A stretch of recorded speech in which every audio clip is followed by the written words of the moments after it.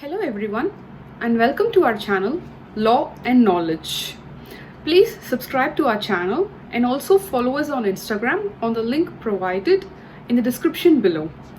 So today will be the second video in the series of IPC. So in the last video we just saw through the sections, the division of sections in the Indian Penal Code of 1860. So today in this video we'll be looking at the few basic terminologies that is related to both your crime, your criminal law, as well as your criminal liability, along with the chapter 2 of your Indian Penal Code. Since the chapter 1, the territorial jurisdiction, was given a brief introduction in the last video, we'll move on to the chapter 2 and the basic terms. In the last video, I had mentioned that for an offense, for an act to become a crime or an offense, the conduct must meet the guilty mind. So the guilty mind is nothing but the mens rea. So for the mens rea is not per se defined in the Indian Penal Code. So Lord Macaulay, who gave the Indian Penal Code of 1860, did not define the mens rea as such, but has defined it in various forms in different terms. So I would like to mention a few of those terms. For example, it is defined as wrongful loss and wrongful gain under section 23, then as dishonesty under section 24, fraudulently under section 25, reasons to believe under section 26, criminal knowledge and intention, that is your common intention, criminal under section 34, and your criminal knowledge and intention under section 35, your intentional cooperation under section 36, by the word voluntarily under section 39, by the word malignantly under sections 153 and section 270, by the word wantonly under section 153, and by the word maliciously under sections 219 and 220 of your Indian Penal Code. So these are the words which does not per se define mens rea, but gives out the meaning of the word mens rea, because the conduct must always meet the intention. So as I've already stated in the last video, there's a difference between the motive and the intention, right? So the motive is nothing but the aim of the intention, what drives you to do that particular act, that is illegal, the act or the omission, right? So, and the intention is nothing but the spring of action. So the motive must meet the intention for that act to be committed as a crime. Okay, so next is about the intention. So with regard to the intention also, we do not have any definition per se, which for which we would be referring to section 39, which defines the term voluntarily. Okay, so this shows us what is the importance of chapter 2, right? The chapter 2 is nothing but the general explanations. So the chapter 2 of IPC is nothing but it has to be referred to whenever there is a provision in the rest of the chapters given in the IPC, but that particular provision does not have the definition for the crime that is given in that definition and in that provision. So for the reference of that particular definition, you come to the second chapter, that is your general explanations. Even while referring to your general exceptions and so on and so forth, you come to the second chapter, which consists of section 6 to section 52A. So this particular chapter would be dealing with your general explanations, which have to be referred to when there is no definition given. So I would like to read out a few important definitions under this. But before going to that, I would like to mention what is the difference between negligence and recklessness. See, when you talk about mens rea, it is like the guilty mind, right? But not always the intention. The concept of intention is the main thing there. So negligence and recklessness, what is the difference between those two? Negligence is the fact that it's a failure on a person's part to conduct himself with due care, or taking care and due respect, so for another person's life or property, and not to cause any harm to them. But in the other case, that is your recklessness, you have knowledge, you have a knowledge that you can foresee the possibility or the consequences of your act, and yet you do it. That is your recklessness. So for example, recklessness is nothing but it can be equated to the concept of dolus eventualis, right? That is, you can foresee the probability of your consequence. So dolus eventualis can be defined as your recklessness, but negligence does not always amount to your crime. On the other hand, recklessness does. For this, the best example would be your section 85 and section 86. So your section 85 states that the act of a person incapable of judgment by reason of intoxication which is caused against his will. So this is also a section or a provision which talks about intoxication, but he's incapable of his judgment. He cannot tell what would be the cause or the consequence of his act. The cause and effect does not apply here. And also that the intoxication is against his will. So this is an act of example for negligent. But on the other hand, your section 86 is about recklessness.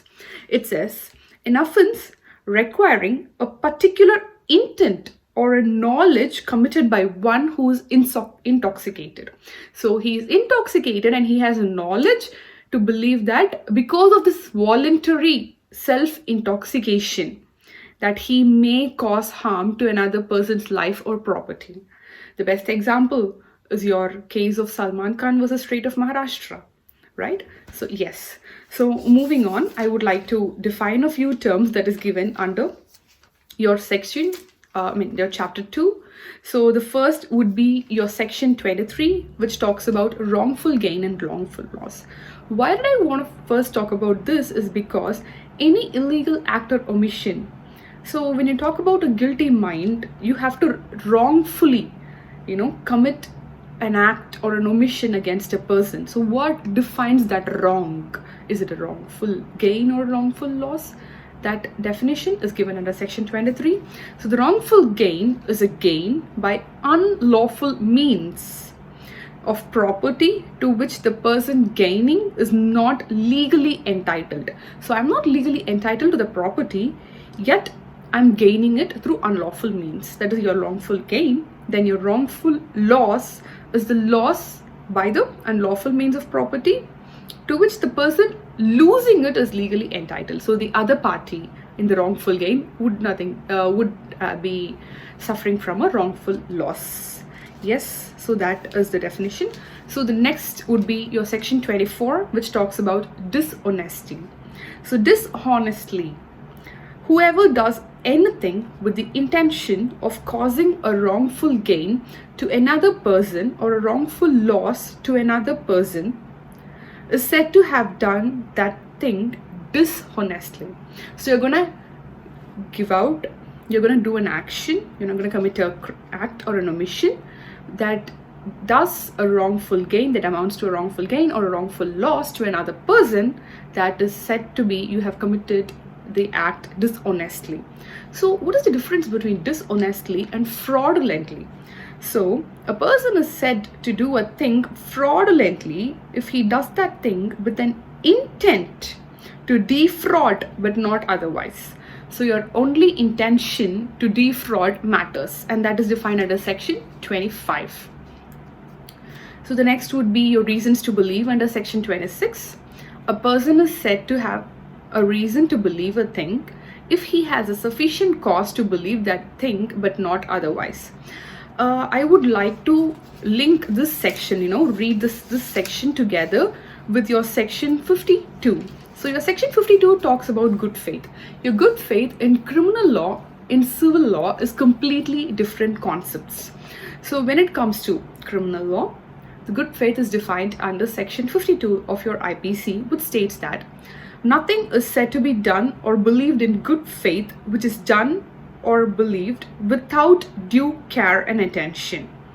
So in Re S.K. Sundaram, IAR 2001 SC 2374, in that case they had mentioned that the expression good faith in criminal jurisprudence has a definite connotation.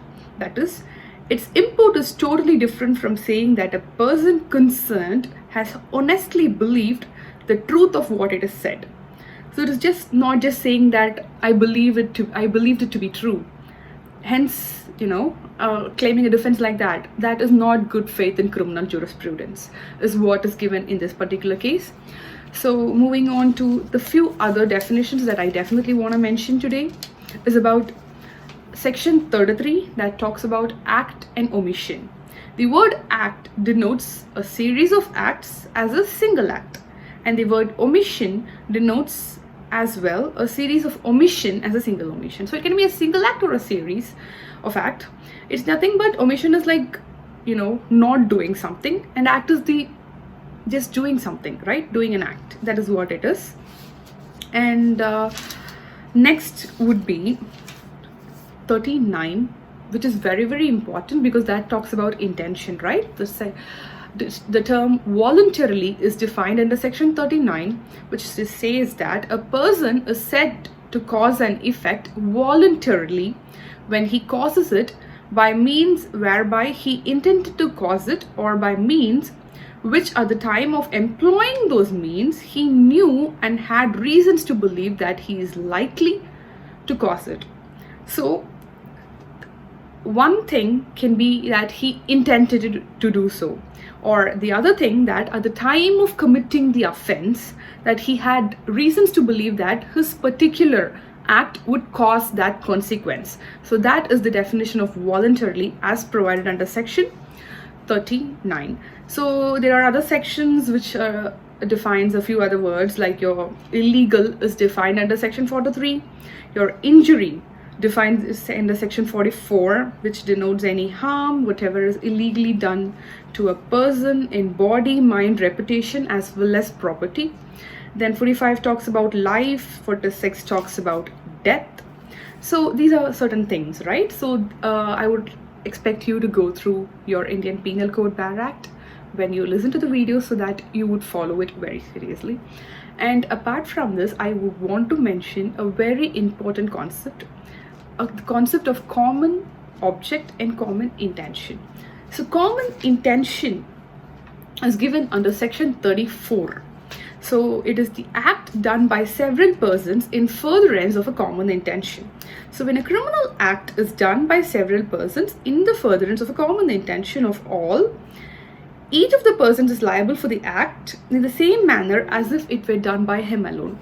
See, these are the essential elements of a common intention. It has to be done by several persons. Several persons as in just two or more persons, right?